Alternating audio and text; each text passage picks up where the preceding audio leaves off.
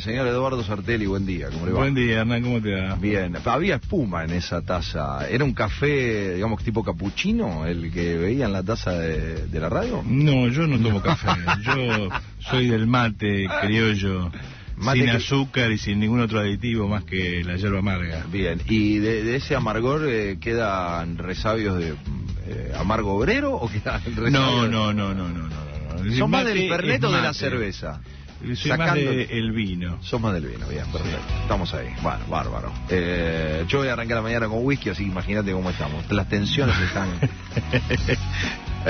decíamos entonces que íbamos a recorrer un poquitito con... Estamos muy contentos porque recibimos la cajita infeliz. Estamos muy felices de haber recibido la cajita infeliz. Gracias a Eduardo Sartelli. Ya tenemos a un oyente que va a sonreír de oreja a oreja. Tenemos más de un ejemplar, así que en cualquier momento los miércoles de libros aquí en Código de Barras ponemos a sortear otro ejemplar. Gracias a Eduardo Sartelli que nos ha traído y que obviamente... se ha animado a aportar los 3 o 4 kilos que pesa cada ejemplar, Sí, tuve que pagar un remis, pero...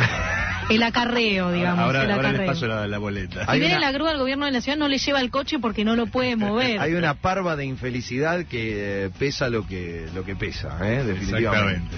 Y en este caso, volviendo un poquito a la actualidad, vamos a ir para atrás en el tiempo, vamos a hacer un recorrido de, ¿qué sería? ¿Una nueva línea de subterráneos? ¿Belgrano-Cristina? En realidad sería la remodelación de la vieja línea San Martín-Rosas Perón, claro, ahora bajo la forma de Belgrano-Cristina, digamos. Belgrano-Cristina. Como dos nuevas estaciones añadidas al principio y al final. Correcto. O sea que se mantiene el centro del viaje. Sí. Las viejas estaciones siguen estando allí. Remozadas. No. ¿No? ¿No se atreven a remozar? No, sigue siendo la misma porquería. Sigue siendo lo mismo. Bueno. ¿Cómo es esto de sumar estaciones a esta línea de tiempo? Bueno, lo primero que tengo que decir es que la presidenta en su discurso de ayer ha enfatizado algo que viene diciendo hace rato, a saber, esta idea de colocarse, como en general suelen hacer todos los gobiernos, en una determinada trayectoria histórica, que en la historiografía revisionista solía llamarse línea, ¿no? O sea, la idea de que existe una especie de trayectoria histórica que une personajes a lo largo del tiempo que supuestamente representarían el mismo proyecto. Y obviamente estos personajes se opondrían a otros que representarían otro proyecto, por lo cual la presidenta no solamente ha inaugurado 2 nuevas estaciones de su propia línea, sino que incluso ha remozado por lo menos una estación de la línea opositora, y seguramente presupondrá que sus opositores actuales querrán inaugurar la terminal, digamos, a fin del 2015. O sea que la lógica es no solo componer en un retroceso histórico a quienes están dentro de la línea que el gobierno pretende, sino además alojar a otros referentes históricos en la línea de subterráneos opositora, digamos. Claro, forma parte de la lógica política y en parte es así como funciona la política, por la vía de crear polarizaciones, verdaderas o falsas, que de algún modo obliguen a la población a posicionarse en torno a uno u otro. El gobierno contra los fondos buitre, el gobierno contra la patria financiera, el gobierno contra los monopolios. Una forma de hacer política de esta manera, o sea, de crear oposiciones de sentido que obliguen a la población de alguna manera a tomar partido, es decir, una forma de crear ideología, es precisamente operacionalizar la historia para esto, es decir, tratar de construir una mirada de la historia. Se sabe que relata el pasado, de alguna manera se apropia del presente. Entonces Cristina lo que está haciendo es precisamente recrear esa perspectiva histórica típicamente peronista, según la cual hay por lo menos 2 visiones grandes de historia, 2 proyectos de país. Uno que se identificaría con la línea nacional y popular, que en su momento esbozó el nunca suficientemente bien ponderado Juan Domingo, diciendo, hay una trayectoria en la historia argentina que es San Martín, Rosas, Perón. Cristina le ha agregado a esa trayectoria una una estación inicial que probablemente en la liturgia peronista no estuviera, suficientemente clara. No sé si todos los revisionistas la aceptarían, que es la idea de referenciar a Belgrano como un héroe nacional y popular. Incluso eso ha desatado cierta controversia. Incluso el mayor historiador de la Argentina, por lo menos más famoso en el mundo académico, que acaba de morir, Tulio Alperín Tongi, incluso antes de morir, fiel a su gorilismo, trató de dejar un último legado en su batalla histórica contra el peronismo, escribiendo un libro contra Belgrano, tratando de demostrar que Belgrano no es el héroe que Cristina deseaba. Pero digo, Belgrano no necesariamente estaba en esta línea. Más bien la tradición peronista se inclina por San Martín, Rosas, por supuesto, y obviamente ese elemento... Claro, la línea San Martín, Rosas, Perón es como la más, digamos, reivindicada. Sí, el revisionismo ha transformado eso en una línea histórica. Algunos, sobre todo el revisionismo peronista de extracción radical, que se vincula con Forge y cosas por el estilo, agregan esa línea a Irigoyen. La idea de que lo nacional y popular también pasó por allí alguna vez. Perdóname, incluso hay algunos que agregan en esa línea, y eso ha estado bastante de moda en algún sector del kirchnerismo, agregan en esa línea a Frondizi, lo cual es todo un disparate. Pero bueno, acá no importa tanto la verdad histórica como la creación de un sentido. Perfecto. Y con esa creación de sentido, ¿qué le agrega Belgrano? Belgrano, por un lado... ¿Qué pretenden? Porque, digamos, hay una clave que nosotros, y en más de una ocasión, aquí con Alejandro, tratamos de poner de manifiesto, o sea, recorriendo hechos históricos que de alguna manera pongan en discusión lo que nos pasa cotidianamente. Vemos que los personajes no son buenos ni malos, digamos, tienen una referencia donde uno podría entrarle de cualquiera de ambos sectores. Después, en esa relectura de la historia, algunos se apropian de una parte de cada personaje, lo ponen en el bronce y lo otro queda oculto. Entonces digo, dentro de la estructura de pensamiento del kirchnerismo, ¿qué le agregaría Belgrano en favor de esa línea histórica? Por empezar, le toca un toque más civil, ¿no? San Martín, Rosas, Perón es un toque muy militar. Claro. Y muy autoritario. Belgrano por empezar, es un abogado, está afiliado más cerca de la tradición liberal. Y no te olvides que el kirchnerismo historiográfico, o sea, Felipe Piña, ha tratado de reconstruir la historia rescatando ciertos sectores del liberalismo. O sea, Felipe Piña ha rescatado a Julio Argentino Roca, por ejemplo. Ha rescatado, obviamente, a gente como Belgrano. Me hace gestos como si no entiendo el rescate de Roca. No, pero lo entiendo y entiendo de qué lugar. Y entiendo la contradicción que genera esto, puertas adentro, donde hay sectores que directamente lo condenan, o sea, no hay manera de arrimarlo. Entonces digo, impresionante. Nosotros hemos hablado aquí, no recuerdo si concretamente con vos, pero hemos hablado del proceso de esta nueva lectura que se hace de la historia a través del Instituto Dorrego, ¿no? Sí. La lógica de, bueno, vamos a reescribir un poco esto en ese espacio, tanto Puacho Donel como Felipe Piña, digo, tienen interacción, y por otro lado quedan algunos referentes históricos que ha tenido el kirchnerismo donde no buscan ningún tipo de empatía hacia nada que tenga que ver con Roca, digo, es como la antítesis de... Sí, lo que pasa es que la construcción de esta línea... digamos, tiene muchos ramales. Claro, la reconstrucción de esta línea se parece mucho a Roca, ¿no? O sea que tiene muchas variantes, no es una línea lineal, por decirlo así, tipo el San Martín que va siempre por el mismo lado. Sí. Pero es interesante ver cómo efectivamente el kirchnerismo intenta incorporar sectores de la tradición liberal. Hay muchas razones por las cuales uno puede ver a Roca en este punto. No te olvides que Néstor viene con la idea de refundar el Estado, y Roca es el fundador del Estado. Pero yo entiendo que la intromisión de Belgrano en este punto tiene que ver con esta cuestión del kirchnerismo de me llevo todo, y entonces en la misma bolsa pongo a Irigoyen, lo pongo a Alfonsín, lo pongo, no te olvides que Alfonsín fue reivindicado por... Bueno, que cada vez más noto a la presidenta, y en algunos momentos tengo la sensación de querer plantearse en un espacio de debilidad como aquella que sufriera el presidente Raúl Alfonsín contra los embates de los poderes. Pensá en Frondizi, un gobierno modernizador que se ve obligado a andar a los tumbos por culpa de las presiones de un lado y del otro, ¿no? Digo, o sea, en esa idea de poner en discusión el relato, la posicionarse dentro del radicalismo alfonsinista es como, si me tocan, es por lo mismo que lo tocaban a Alfonsín. Sí, no solamente eso, sino porque hay otra cuestión. Cristina se quiere apropiar del tema de la democracia, y ese tema está muy ligado a Alfonsín. Se quiere apropiar del tema de los derechos humanos, y ese tema también tiene una vinculación con Alfonsín. Pero además no te olvides que el radicalismo es una especie de tierra de nadie dispuesta al saqueo. O sea, cualquiera viene y trata de sacar algo. Lo vemos en estos días con Massa, Scioli y compañía. Totalmente. Donde el radicalismo aparece como un lugar donde todo el mundo puede alquilar una parte. Bueno, es que en definitiva el radicalismo actualmente está partido en todas las posibilidades electorales que le permitan sostener algunos caudillos provinciales. Sí, y hoy, digamos, antes de esta nota escuchábamos el problema del Proyecto Sur. El Proyecto Sur no pasa nada muy diferente.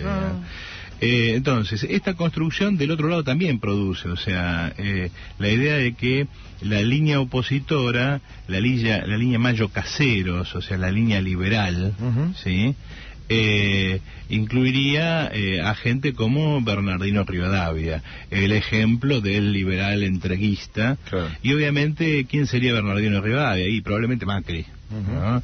El privatista, el mercantil, etcétera, etcétera. Fíjate cómo esta interpelación a estos sentidos históricos cala muy hondo, porque las contradicciones que vos notabas y hacías salir en el discurso del político de Frente Sur, de Rafael Gentili, de Proyecto Sur, está muy ligado a esto, es decir, ¿cuál era su oposición a Macri? Su mercantilismo.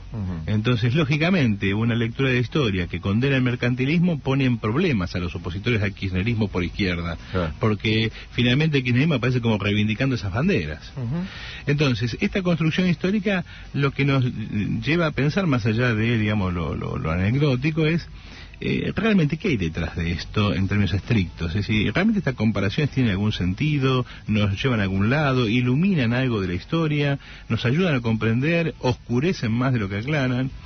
Entonces, lo primero que yo tengo que recordar es que este tipo de construcciones son siempre construcciones presentes, ¿sí?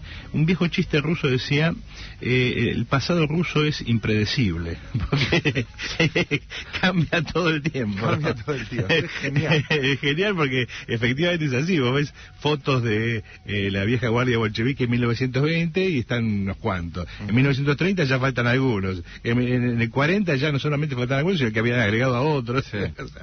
Bueno. Y eso que no existía el Photoshop. Claro, no. Entonces, bueno, el pasado es siempre un coto de caza de los intereses presentes.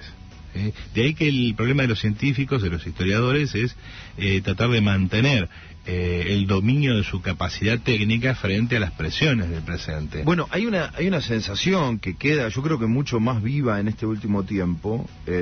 Uno tendía de chico a creer que la historia ya estaba escrita. Aunque la leíamos y ya estaba. Y hoy lo que se ve, pero demasiado vivamente, es que la historia es impredecible. Es que hay que distinguir lo que es el producto científico de una actividad, de un trabajo, que es el trabajo del historiador, que eso no cambia todos los días. Es decir, cambia porque la ciencia siempre agrega, crece, se desarrolla, cuestiona, reformula, y por lo tanto siempre uno puede arribar a resultados distintos de los existentes, porque se investigó más, porque se investigó mejor, pero el grueso de las cosas no cambia. Lo que hay que distinguir es de la tarea científica, la historia como ciencia, del relato histórico-político. El relato histórico-político efectivamente cambia todo el tiempo, y cada político quiere contar la historia a su manera. Una canción bastante vieja ya dice, si la historia la escriben los que ganan, bueno, efectivamente el victorioso siempre reescribe su historia. Es más, todo discurso fundacional implica una relectura de la historia. Pensar, por ejemplo, en el famoso discurso de Alfonsín cuando quería fundar el tercer movimiento histórico, cómo trató de meter a todo el mundo detrás suyo. Entonces, la pregunta es, ¿qué hay de verdad? Ahora ya no desde un punto de vista del relato histórico político, sino desde el punto de vista de, en mi caso, un historiador, es decir, alguien que toma la historia como objeto de ciencia. Lo primero que tenemos que ver es que hay identidades falsas, identidades cambiadas. O sea, Bernardino Rivadavia era un nacionalista. Y alguien puede llamar la atención, un nacionalista tan vinculado a Inglaterra. Lo primero que hay que señalar es que todos estaban vinculados a Inglaterra. Es decir, lo primero que hay que recordar, por ejemplo, que Rosas se va al exilio, a un exilio en Inglaterra, sí. Y el principal socio comercial de Inglaterra en el sur era Rosas, y que Rosas no violentaba ningún interés, digamos, nacional por hacer eso, simplemente porque era el dueño de las vacas y las vacas se vendían en Inglaterra. Había una afinidad de intereses y por lo tanto la Argentina se construye sobre ese interés. Por eso más de una vez hemos dicho chicaninamente que si el lenguaje corriente que suele hablar de padre de la patria, madre de la patria, tiene algún valor, bueno, lo primero que hay que cuestionar es que la Argentina no es hija de España. Si fuera por eso estaríamos todavía con taparrabo. La Argentina es hija de Inglaterra. La madre patria es Inglaterra, nos guste o no. La Argentina no se entiende sino como un Estado que se desarrolla a partir de una economía ligada a lo que entonces era el centro del mundo, que era Inglaterra. Y que el padre de la patria no es San Martín, es Rosas, el tipo que organiza ese sistema social es Rosas. Y en ese sentido, la diferencia entre Rivadavia y Rosas no pasa porque uno tiene un proyecto antinacional y el otro nacional. En todo caso, si utilizáramos ese tipo de adjetivos, el antinacional era Rosas. Rosas estaba negado por completo a la constitución de lo que hoy es la Argentina. Sería una acusación ex post y anacrónica acusarlo de antinacional. ¿Por qué? Porque Rosas, como todo burgués, defiende sus intereses, y sus intereses eran centralmente la provincia de Buenos Aires. La Argentina es algo que en esa época no existía, y que uno no puede leer anacrónicamente como ya existiendo en ese momento. Sí, está claro. En todo caso, carecía de ambición territorial Rosas. A pesar de que solo con la provincia de Buenos Aires. Lógico, por eso Rosas no es ni federal ni unitario, Rosas es autonomista. Lo que Rosas quiere es mantener la autonomía de la provincia de Buenos Aires. No me hagan gastar plata en sostener un aparato de mayor extensión territorial que no se puede sostener. En cambio, Rivadavia pertenecía a una facción, no una fracción, una facción, un grupo político que pretendía lo contrario, es decir, que esa extensión territorial fuera mayor. De ahí que si uno tuviera que utilizar esos adjetivos nacional o antinacional, y tuviera que utilizarlos anacrónicamente, es decir, es nacional aquel que piensa la Argentina, pensaría la Argentina, una cosa imposible, como si fuera hoy. Eso está más cerca de Rivadavia que de Rosas. ¿Sí? Está más cerca de los unitarios que de Rosas. Los unitarios querían unificar centralizadamente el país. Pero por otro lado, la pregunta es, ¿qué nos dice esto de la situación actual de la Argentina y que provoca esta lectura? Esos que nosotros apelamos y colocamos en una línea histórica, ¿pueden ser colocados en la misma línea? ¿Pueden ser colocados en una trayectoria siguiendo intereses comunes? Bueno, hasta cierto punto sí, hasta cierto punto no, siempre que no los separemos. Todos son burgueses y la única diferencia es cuando producimos una centralización estatal más amplia o más chica, eso es todo. No hay mucha diferencia. La diferencia entre Rivadavia y Roca, por ejemplo, es que Roca tenía los recursos para un Estado nacional y Rivadavia no. La diferencia entre Roca, Rosas y Rivadavia es que Rosas era muy consciente que no tenía esos recursos y que no quería hacerlo, y que lo tuvieron que obligar. Entonces, lo que es interesante es que todos esos personajes, Belgrano, Rosas, Roca, todo eso corresponden al momento de nacimiento de la burguesía argentina, cuando esta clase todavía tiene una potencia histórica, es decir, puede construir un país, y de hecho es lo que hace. Si vos seguís esa secuencia, te vas a dar cuenta cómo hay un proceso de construcción estatal que lentamente se va produciendo y que incluye a todos estos personajes. Todos estos personajes han participado de esa construcción estatal, aunque algunos de ellos, digamos, en el momento que les tocó actuar, no pudieran beneficiarse de eso, ¿sí? Entonces, lo que caracteriza a esta lectura de Cristina es un reconocimiento implícito de que eso ya fue, que esta clase gobernante no tiene esa potencia histórica, que esta clase gobernante, que es la misma burguesía, con una serie de modificaciones a lo largo del tiempo, la misma clase social, ya no tiene esa potencia histórica. Entonces, la disputa que parece como disputa entre proyectos es una disputa falsa. Y termina siendo una disputa por cuestiones estrictamente banales, personales, ajenas a la construcción de una estructura social. Es decir, que no... Te concluyo la idea un segundito.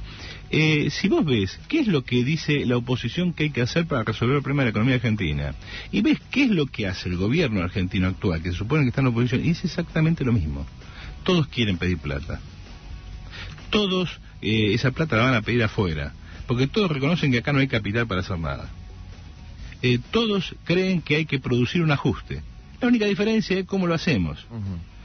Por ejemplo, Cristina está produciendo un ajuste fantástico por la vía de la inflación.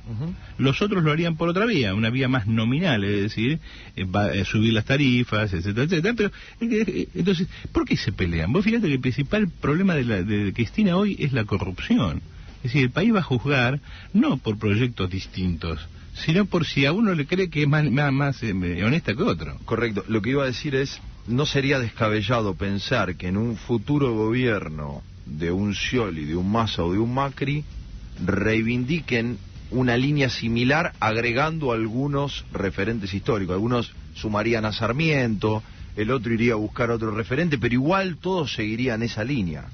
Mira, yo te recuerdo que, por ejemplo, un tipo como Horacio González, que es el corazón intelectual por lo menos de Carta Abierta, no negaría el valor histórico e intelectual de Sarmiento. Y de Ricardo Foster, ni por supuesto que tampoco. Bueno, digo, en esa lógica, por ejemplo, el macrismo lo reivindicaría, ya lo ha hecho. Ya lo ha hecho, y es más, hay un personaje común en disputa que es Frondizi, que se lo disputa prácticamente todo el arco político burgués. Entonces, lo que está mostrando es que no hay proyectos alternativos, que esta clase no tiene proyectos alternativos. O sea que cuando Cristina dice muéstrenos el proyecto, en definitiva, digo, es un proyecto inexistente, esto es real. Lo que más se le podría contestar es el proyecto de Néstor, y si no, fíjate quiénes me acompañan a mí. Claro. Cuando vos escuchás a la gente de Proyecto Sur quejarse y decir que no van a votar a Macri simplemente porque están en contra de el mercantilismo y cosas por el estilo, y vos te fijas qué es lo que hace Macri, y no es muy diferente de lo que hace Cristina. No hay un proyecto diferente, porque esta clase no tiene otra salida más que endeudarse, esperar que aumente la soja y, si es posible, el petróleo. Con eso tratamos de mantener el país en el pool motor. Por lo tanto, la pregunta que tenemos que hacernos es: ¿qué salida puede quedar a esto por fuera de esta clase gobernante? Que en la época en que estas líneas empezaron todavía tenía una potencia histórica, podía construir un país, y que hoy, en esta melange en la cual todo el mundo entra en la misma bolsa, demuestra que está agotada porque no puede trazar ningún paralelo histórico real. Eduardo Sartelli, como todos los lunes, hoy aquí nos damos una super panzada para tratar de encontrar alguna línea. Me encantó lo imprevisible de la historia. Me encantó. La historia es imprevisible, es impredecible, definitivamente. Eduardo, buena semana. Igualmente, un abrazo a usted.